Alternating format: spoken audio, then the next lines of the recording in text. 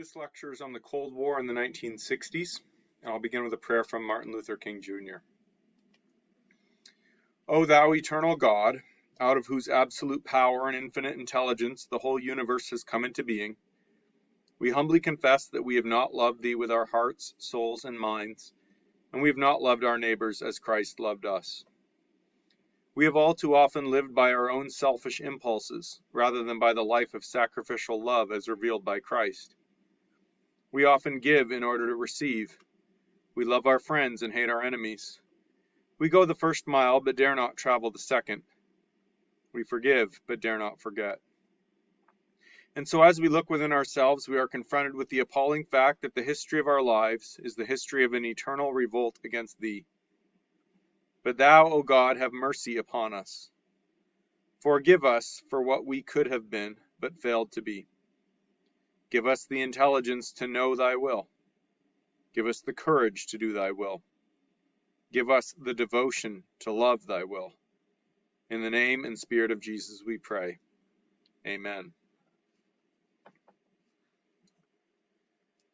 So we talked about the fact that the Soviet Union had refused to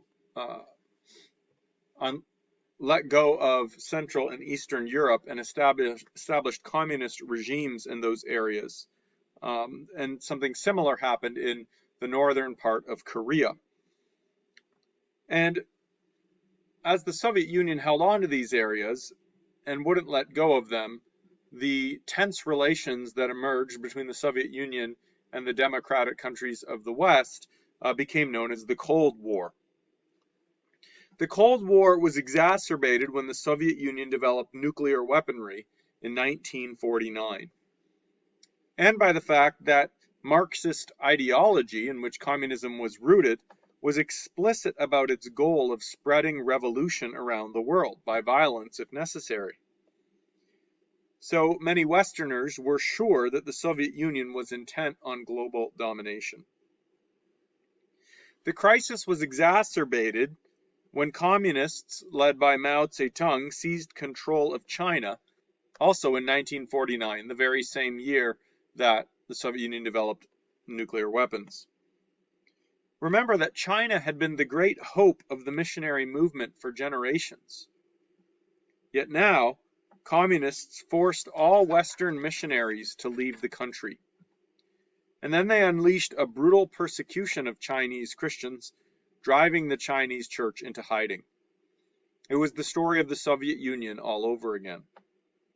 Over the next few decades, Mao became responsible for the deaths of tens of millions of Chinese people, more than either Stalin or Hitler.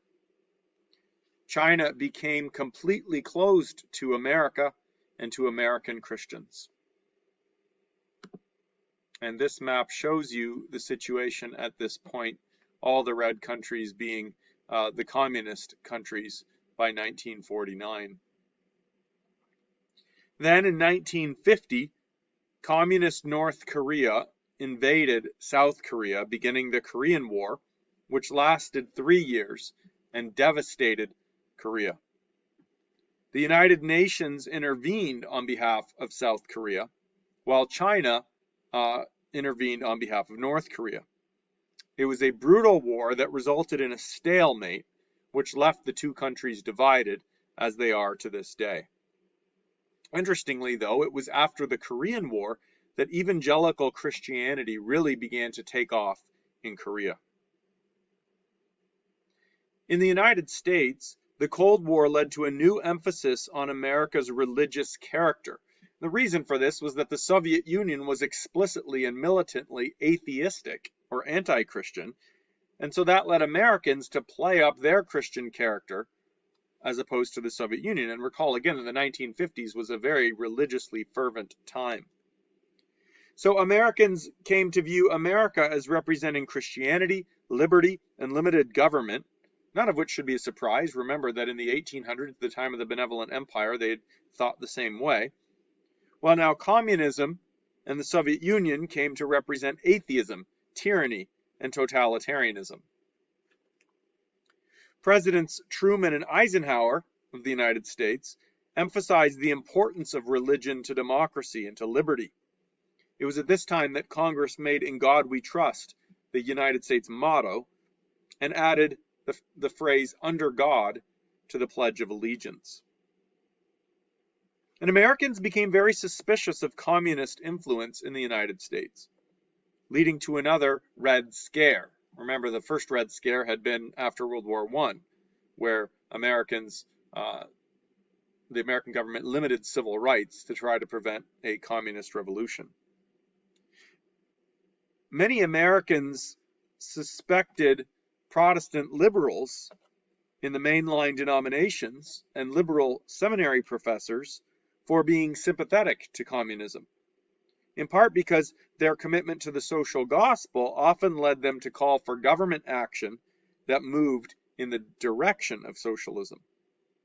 In contrast, fundamentalists and evangelicals praised American traditions and praised the status quo, emphasizing that genuine liberty and limited government were essential to the American way of life and essential to liberty.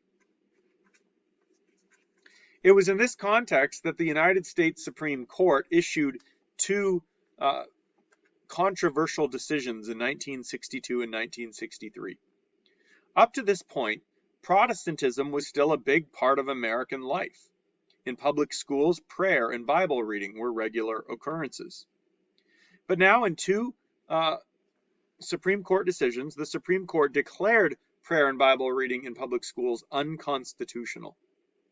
And this shocked many Christians who feared that America was abandoning its godly identity precisely at the moment when America was most under threat from communism. So I say a lot of this so that you can get a bit of a sense of why evangelicals and fundamentalists increasingly, and American Protestants, become associated with a kind of political conservatism and how the Cold War shaped that. But I also want you to think of it against the backdrop of centuries in which Protestants feared first Catholic Spain and the Black Legend of Spain, then later in the time of the Protestant interest, where they feared Catholicism in the French Empire and so forth.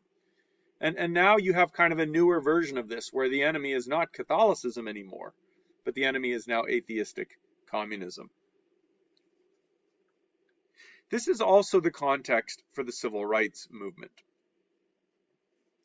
Now, by the 1950s, Black Americans had made significant gains. The 1920s was kind of the low point of racism in the United States. And after that, things did begin to improve. A substantial professional and middle class had emerged among Black Americans in cities across the country. Legal segregation had been abolished in much of the North and West. And lynching, the murder of Black people, was significantly reduced. You can see in this from the 1880s, lynchings by year and race. Note that early on, more white people were actually lynched than Black people. It started as an interracial phenomenon. Note then that the numbers of people lynched through the 1880s and the 1890s was quite high. By the 1900s, it's very rare for white people to be lynched, much more common for Black people. The numbers are dropping, but still quite high. And that lasts into the early 1920s, and then the number drops further. And as you can see, by the 40s, it's in the single digits, and by the 50s, it's getting quite low. So by the 1950s then, the eve of the civil rights movement, lynching had become relatively uncommon, though it did still happen. And this shows, again, that America was making racial progress, and that things weren't as bad as they had been. However, such gains only made the racism that still existed, which was still significant, all the more obvious. Segregation was still the law of the land in the South. And even in the North and West, de facto segregation and discrimination was still the reality. Now, Black people had always protested such injustice, but during the 1950s, their efforts took on new momentum. And global politics had a lot to do with this. The Holocaust and World War II raised consciousness about oppression. Soldiers came home from having fought the Nazis and fascists only to find themselves facing discrimination as Black Americans at home. And because of the ideological battles of the Cold War, where the Soviet Union and the United States were each trying to prove that they were the more just society, Americans were becoming more sensitive to the injustice of racism and contradictions between America's creed of liberty and equality and its practice of segregation. After World War II, the National Council of Churches declared segregation a violation of the gospel and called churches to work against it. And even the major Southern white Protestant denominations moved in this direction. In 1954, the Supreme Court declared that segregation in public schools was unconstitutional. And the Southern Presbyterian Church and the Southern Baptist Convention, remember the denominations had divided North and South at the time of the Civil War, and although the Methodists had reunited in the 1930s, the Baptists and Presbyterians were still divided. But now the Southern Presbyterians and Baptists passed statements against segregation, and they integrated their denominational schools. But just because the denominations did that doesn't mean the rank and file in these denominations liked it. All across the South, there was resistance to the Supreme Court's decision, and that resistance was supported by many white Christians. What really made civil rights move was not the Supreme Court, and it was certainly not the intervention of white Christians. Rather, it was the activism of Black Christians. The early civil rights movement was a religious movement. It was led largely by pastors and by lay Christians, and it was rooted in churches. No, not all its leaders were Christians, and the Christian influence weakened as time went on. But the fact remains that it was the Black church more than anything else that made civil rights move, and the central figure in it was the young pastor, Martin Luther King Jr. King was the son and grandson of Baptist preachers in Atlanta, Georgia. He grew up as part of the Black middle class. My family and I lived in Stone Mountain, which was just about a 25-minute drive from King's home. He studied for his doctorate in the North, where he was influenced by Reinhold Niebuhr. Remember, Reinhold Niebuhr was a neo-Orthodox theologian. King was influenced by the Black theologian Howard Thurman, as well as the Indian, as in Indian, anti-colonial activist Mahatma Gandhi. King's own theology in a number of ways wasn't particularly orthodox, and his preaching emphasized the themes of the social gospel. In other ways, his preaching would have sounded typically orthodox. Niebuhr persuaded King that if society was to be reformed, it had to be coerced in some way. People wouldn't simply abandon segregation out of the goodness of their hearts. They had to be provoked into seeing the injustice of segregation. So as King saw it, the task of civil rights activists was to provoke a crisis that forced society to confront its contradictions and change its ways. And they were to do this through active civil disobedience. And that active civil disobedience had to be nonviolent. King argued that by this is what this meant. King argued that by disobeying unjust laws in the name of a higher natural law and of Christianity, Christians would force society to punish them. And this would draw attention to the injustice of their situation. It would provoke society's conscience and lead to change.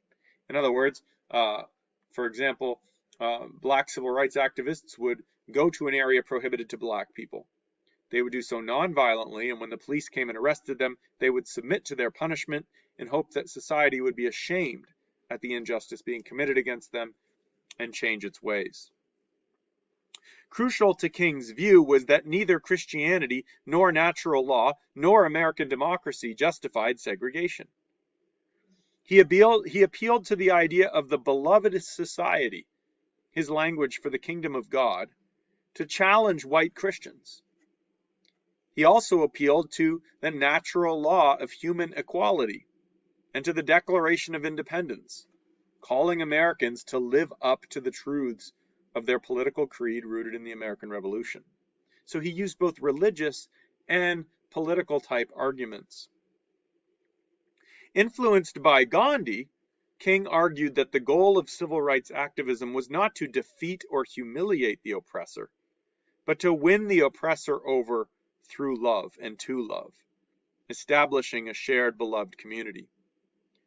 And since love was the final objective, love also had to be the method. The means had to match the ends. Civil rights activism, therefore, had to be nonviolent, because that was the only way that it could secure reconciliation and love. No matter what the oppressor did to harm the protester, King argued, the protester could not respond in kind with violence. By loving the enemy, King hoped that the enemy would be shamed into repentance. Now, King came to public prominence when he applied his methods to end segregation on public buses in the city of Montgomery, Alabama in 1955-56. The following year, he established the Southern Christian Leadership Conference, an organization of pastors which would lead the civil rights movement. The SCLC's manifesto shows that in many ways it was operating with a social theology that was very similar to what white evangelicals had pursued during the time of the Benevolent Empire in the 1800s. It proclaimed its task as being nothing less than the redemption of the soul of America. It highlighted the contradiction between what America practices and what America proclaims. And it declared that the church has the high task to provide the American people with moral leadership. They admitted that the nation's major denominations had endorsed integration, but many local churches had not.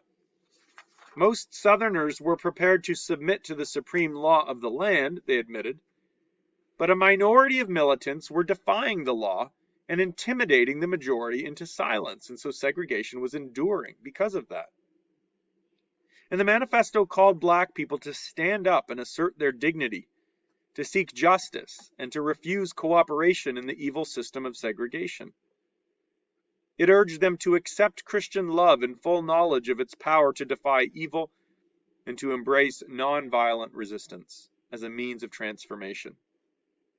And then it addressed white Christians. It said, "We call upon white Southern Christians to realize that the treatment of Negroes is a basic spiritual problem." In other words, it's not just a political problem. White churches, it called, had to accept black Christians as equals in their churches. They had to require their schools and colleges to set an example of brotherhood and speak and act in ways that would reduce the violence directed toward the Negro community. They had to restore order and hasten reconciliation. The manifesto warned, "In a profound sense, the lawlessness and violence our people face is blood upon the hands of Southern Christians. Far too many have silently stood by as a violent minority stalks over the Southland. We implore men of goodwill to speak out for law and order." King, in his own rhetoric, very much assumed that America was a Christian nation and described it as a Christian nation. In his rhetoric, the American dream and the beloved community were one and the same. Now, it's important to note that not all of the black church supported King. In fact, it was a relatively small minority of churches that actively supported the activism of the SCLC. The majority of black churches viewed the SCLC's activism as being too political for the church. They supported its goals, they just didn't think that was the job of pastors. They did support efforts at legal reform launched by organizations like the NAACP. And this actually led to a split in the largest black denomination in the country, the National Baptist Convention. In 1961, King led a group of people out of the National Baptist Convention over this issue and founded a new denomination, the Progressive National Baptist Convention. So that's important to keep in mind, lest we sort of romanticize the idea of the black church and assume that King and his methods spoke for all of it. The black church agreed on the goal of integration, but it didn't agree necessarily on the way to get there. There was also not really that much unity among Southern white churches. I would argue that there were 4 types of Southern white Christians at this time. The first was what you might call religious or Christian segregationists. This was a minority of the clergy. They were most prominent in more rural areas and in the Deep South, and they passionately defended segregation on biblical and theological grounds. They argued that race was God ordained, and that God intended for races to remain separate. They associated the civil rights movement with communism because communists tended to argue against empire and against nationalism and for the equality and brotherhood between all peoples. And so white Southerners said, well, then integration, civil rights movement is really communist. Some were members of the Ku Klux Klan, which was now revived for a 3rd time during the civil rights era to defend segregation. There were some prominent Presbyterians in this group, especially in Mississippi. And again, I'll focus on the Presbyterians because they're part of the Reformed tradition, but this is how they argued. They basically argued that when human beings built the Tower of Babel, they attempted to establish a social political unity in defiance of the natural law of God. And God defeated this effort by dividing humans on linguistic and national lines, which then led to different races. God then called Abraham out from the nations, and in his law he demanded that Israel likewise be separate from the nations. When the people of Israel intermarried with other nations, God punished them severely. So they said clearly in the Old Testament, God wanted races to be separate. Then they argued that nothing in the New Testament suggested that God's views of this had changed. To be sure, the gospel in the New Testament is universal, as we see in Pentecost, but segregationists argued that this unity of the church after Pentecost is purely spiritual and does not extend to temporal social institutions. And you can see how they really came up with a narrow definition of spiritual to make it have no meaningful implications for social and political life in this world, which is very different from how the Southern Christian Leadership Conference defined spiritual when they said that racism was a spiritual sin. But to the religious segregationists, the Old Testament testified to the natural law of God, which mandated segregation. And also, in many ways, these arguments of these religious segregationists were quite similar to the arguments that many anti-Semites had made in the Nazi period of German history. A second group were the political segregationists. These are still Christians, these are pastors, but this larger group of conservatives, they're a much bigger group than the religious segregationists. Remember, religious segregationists were a minority. This bigger group were not willing to argue that the Bible justified segregation, but they did support it politically. And they argued that the doctrine of the spirituality of the church, the same doctrine Thornwell had used to argue that the church couldn't condemn slavery, they argued that this doctrine required the clergy in the church to stay out of such matters. They viewed civil rights activism as political activity that pastors should avoid. And Jerry Falwell seems to have been among this group.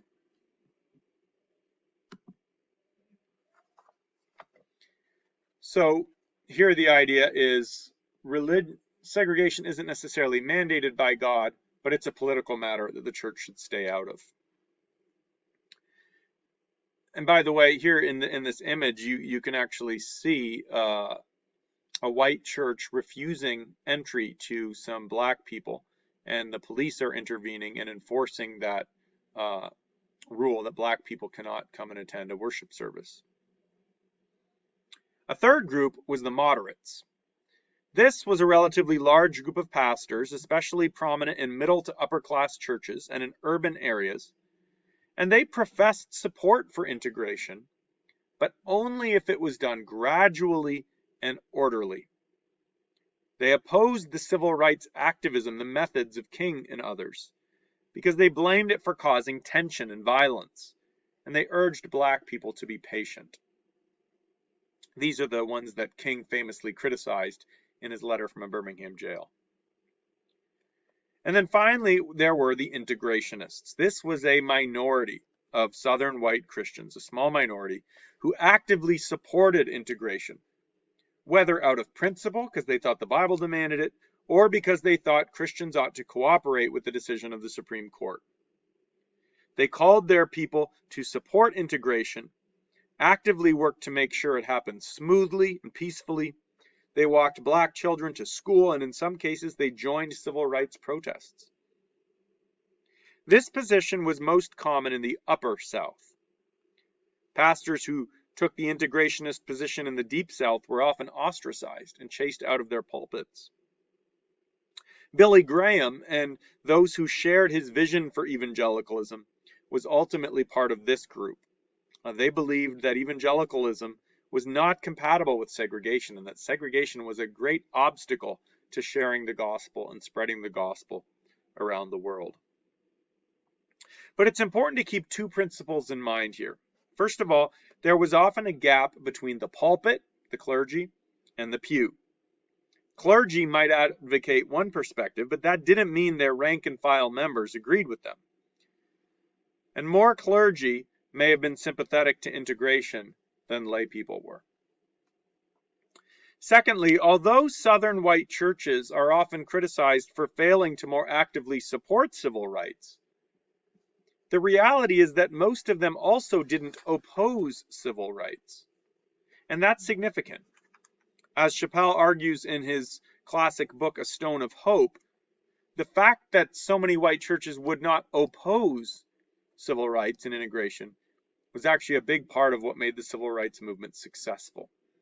In other words, many white Christians did not believe strongly enough in segregation that as Christians and as churches they were willing to fight against the civil rights movement, and that was significant.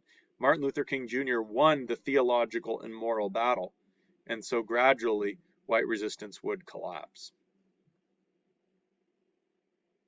Now, progress in the civil rights movement was slow at first. But then a group of white and black Christian students established the Student Nonviolent Coordinating Committee, often known as SNCC for short, to try to force the pace of integration on public transportation, such as through the famous Freedom Rides, as well as in public facilities. And they followed King's methods of active civil disobedience and nonviolence. SNCC, the SCLC, and other civil rights organizations worked together, though they sometimes were in conflict with one another. And opposition from Southern segregations, especially in the Deep South, could sometimes be brutal. Civil rights activists were threatened, assaulted, beaten, and sometimes murdered. Their homes and churches were bombed or burned to the ground, including the famous case of the Birmingham church, pictured here, in which 4 little girls were brutally killed by a bomb. King himself faced a constant threat of assassination. The violence was never anything like the level it had been in the late 1800s or the early 1900s, but it was substantial nonetheless. And in this more modern period, the violence was captured by media in a way that it hadn't been before, so it was much more in the national consciousness, even if it wasn't as severe. These are the 4 little girls who were murdered in the bombing of the Birmingham church, 16th Street Church. Now remember, King's goal was to intensify the crisis, to provoke the public conscience. And he did this when he targeted Birmingham, Alabama, a city known for its strident segregation and known for the brutality of its police chief. He did that on purpose because he wanted to force a public confrontation. He wanted resistance and violence, in a sense, so that the whole nation would see what black people were up against. The tactic was to break the segregationist laws, force the police to arrest them. And that's what happened. It was while he was in jail in Birmingham that King wrote his famous letter from a Birmingham jail, in which he called out the white church for its silence on racial issues.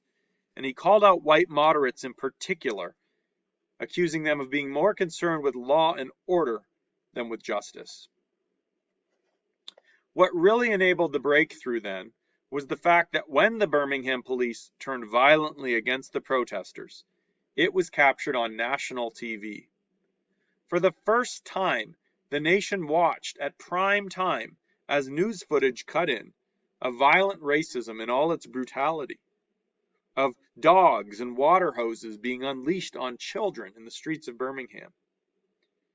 And this led to a massive outpouring of sympathy for Black Americans, which in turn led Congress to pass the Civil Rights Act in 1964, which outlawed racial discrimination, as well as discrimination on the basis of gender, in public accommodations, employment, and federally funded programs.